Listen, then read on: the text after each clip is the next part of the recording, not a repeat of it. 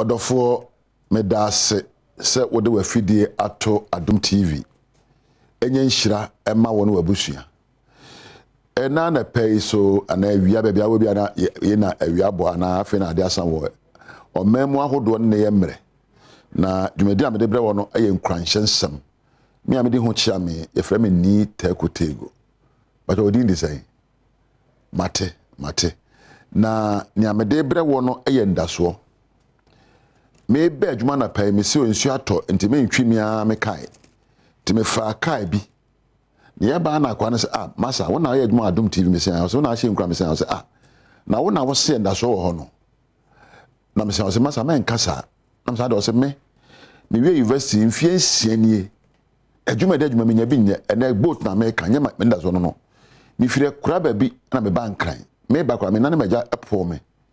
Na me ba Nyankopon kura me nsa fie kura ba na sabe ona aka me nsa e ma manya tax adwuma me ken nda so no wo hefa ye mamu ampanifo na kata ne manyina so nya adwuma sabe da me dem kura na ne nya edene oba me wa no kura na me nya bi because twempran so ahana ma here yefunu na akoya asema ma me ntimi dam we se me ye se me ye adwuma ya me ye na me ni kakra wo se nda so wo hefa nda so na wo he no kure abrante ne kasa na mesifim kakra or say the systems that should work for us to grow better, they are not just there.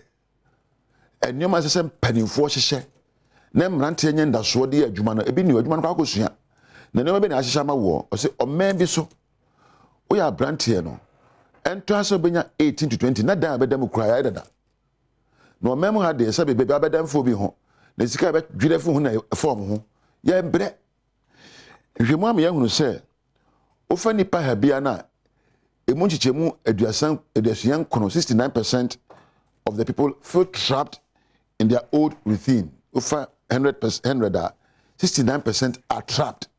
One yaka, only 3 out of 10 people are happy with their life. Nipa miensa, oyi nipa dua. Emu miensa mpena wakaze o mabra body me wato me. Ene anamuntu ayetuo no. Enyina pe yedie. Enyina pe nkoso. Nanso ya na consider na ma ya bamu abu. Na eno na ekoba ne se abaguro no ba na mrante ne baba ya nsanom adubone nom ene mpo ahubra ene abufu ene mpo se eni ahobrase ema ya ho. What we need to do is that a lot of the anytime I overtow insurance policy, third party and now comprehensive brown card odofo medase se wode wafidie do is that a lot of the things that are happening to us depends on us. Yen de gina so say ye be one year betimi aboye ne. Yen de gina so say betimi apɛ ensempa betimi aka kire ho. Na no ba bi kura de so ohun aware se de te no a on ware biom. Asa ware no se de onim da no se de asai. Wa pa ba oni nda so awade mu. Bebre ne yehwe no ma ye fam na yi a nda so ni ho biom. Beni se ba no sa. Ese yesua se abraba ye boy nipa eguso yare ewu baba ye boy atoyanchem eguso eba baba ye boy bebrenya dwuma ye bi wakwa ne din unemployment ne surname kwadwo unemployment ana abra poverty just abro hia enda so ni ho bebre na wa ade mu a ona ware ateta pansam a ware na akwasa boxing ringer ye bo ne ena empapamu ni eyimu na adoso woni obewie school ni okodwuma ni afa no wo de ye mfa enyimu na adoso na empo ede krono na ede ahubra ene empo awurukasam na aba kosi se wona mo mamu ha wonim da sabe obi betwesika eda wo akunwo. All these things can have direct impact on our lives.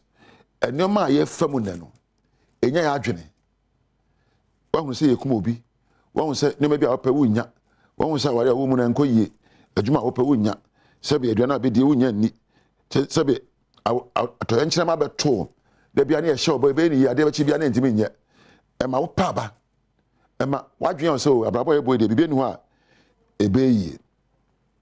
It is easy to feel like you are always waiting for the next bad thing to happen.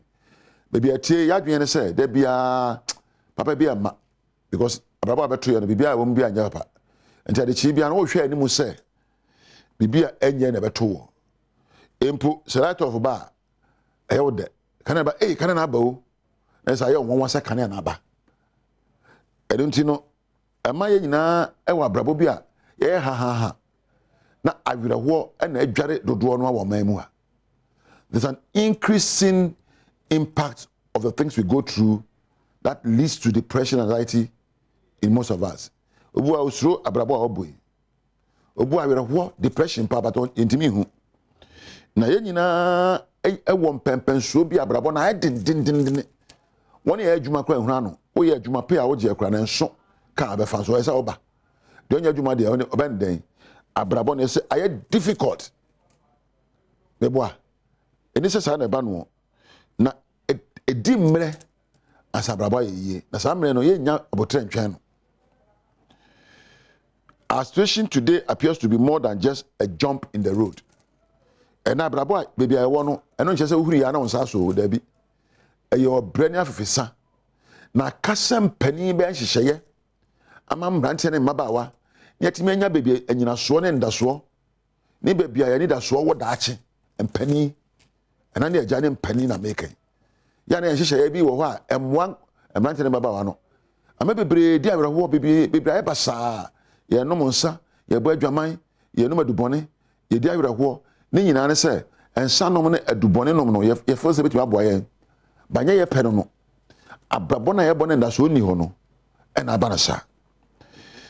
If we try to stick with our old ways of life, the same rantie na ya ba no ye hunu se abrabo na ye bo no etuje yankasa mama wa ya ba etuje yankasa se ye pe adwene bi e bedwene na muntu bi betu a ebeboa ne ma de sefata ade akọ edie the sa na ebegire mu ade na ebebra ko sewe ya sesa se de adwene fa ne ma ho na sesa se de ye ne ma fa ha na ebegire de awreho ede nsanom aye abrabo ne yanom adubone dempo adwaman atiate se omamu a mesra me ka se obia mpese se be obetra babo ma di hia na wabede obia oswa no no wonder so say me benya panimpa benya apa adwuma ya abo abusua abo ame ho benya ware ama mani agye ware mu benyi anya sika ahwe me ho na efe ba na sen bi say ajampadu o say a system no a